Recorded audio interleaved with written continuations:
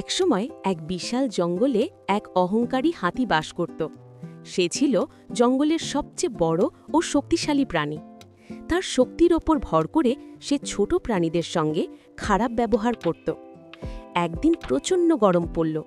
হাতি ঠান্ডা পানি খেতে নদীতে গেল। হঠাৎ তার বিশাল পা পড়ে পাশের একটি পিঁপড়ার বাসার ওপর। পিঁপড়া রাগে বলে, হাতি ভাই, তুমি এত বড় বলে কি আমাদের ওপর অত্যাচার করবে? হাতি হাসতে হাসতে বলে, হা হা হা হা, তোমরা তো এমনিতেই ছোট, তোমরা কিছুই করতে পারবে না আমাকে।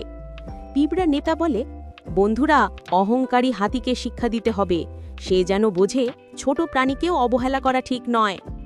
পরের দিন সকালে হাতি গভীর ঘুমে মগ্ন। ঠিক তখনই ছোট পিঁপড়া এলো।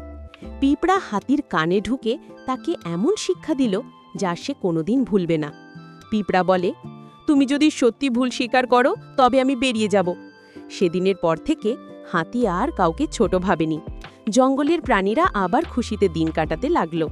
ছোট হলেও সাহস আর বুদ্ধি আসল শক্তি। বন্ধুরা, লাইক আর সাবস্ক্রাইব করে আমাদের চ্যানেলের সাথে থাকুন নতুন নতুন ভিডিও দেখতে।